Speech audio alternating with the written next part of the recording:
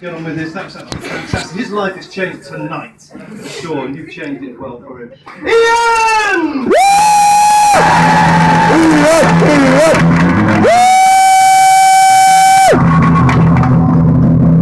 Yeah! Sorry, just got to warm up a little bit. Bear with me a second.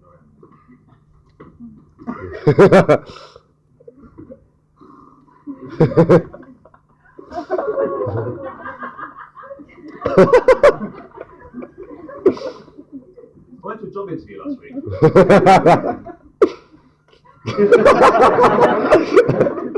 The guy asked me, he said, tell me about your biggest weakness.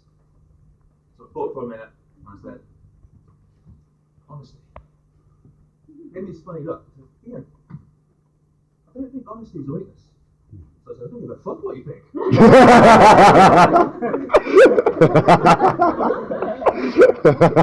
you know that job interviews are a lot like sex? Yeah, job interviews are like sex. If it's over after 60 seconds, it probably didn't go well. I can't say I've had a lot of success in my working life. My first job out of school was in synchronized swimming. I didn't go too well because me and my colleague, we started off on the wrong foot. My next job was in deforestation. I lost this after a day. Apparently, I just couldn't hack it. So they gave me the job. Hey! I then got a sales job in a shooting range, but I just couldn't hit my targets. So I got fired. I used to work in a funeral parlour, but then one day I got caught having sex on the job. And I guess that was the final nail in the coffin.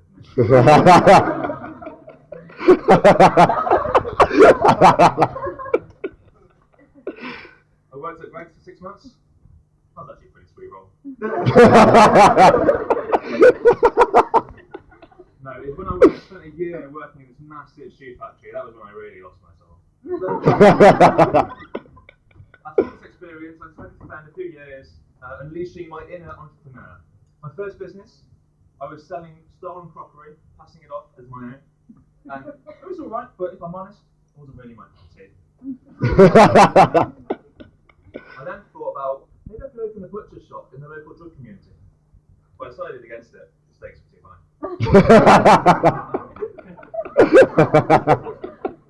I then moved abroad to Prague, and I started a business where we were selling trampolines. It went really well for about, until we encountered some cash flow problems after 3 to 5 working days because the checks, they just kept bouncing.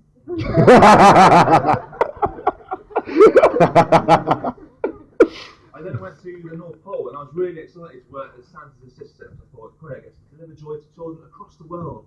And they just gave me the stuff. My most recent venture has been my most successful one so far. I've opened a business, and my business, right, it offers adult entertainment services to religious icons.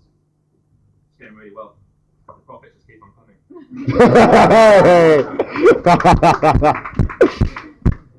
Good evening, my name's Iain, and I often forget to introduce myself. I'm from the West Midlands, so I believe we have people from the West Midlands in the house. Woo! Yeah! I know what you're thinking. Welcome to your accent, mate. Was beaten out of me as a child. I've got some advice to you. If you ever want to put on a Brummie accent, I don't know why you would, but if you do, all you have to do is say this one sentence. All right, mate. I work in a teddy bear factory. Allow me to demonstrate.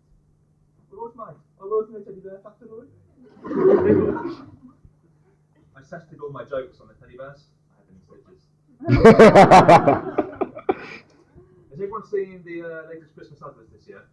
Yeah. Of course you have, they're all coming out now. And I see the latest trend for these adverts now is to add a hashtag to your advert to make it so people repeat it on Twitter and it builds your social media presence, whatever, all that bullshit.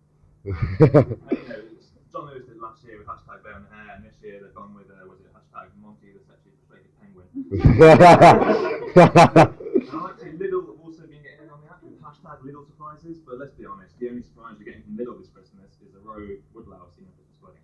Ooh! Oh, sorry, seems like some Lidl.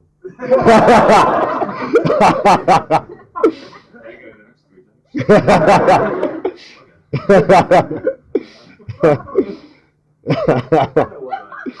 Oh yes. In all the major supermarkets, they like to go for this emotional approach, appealing to the heart, showing the true joy of Christmas and the true meaning, the joy of giving to others.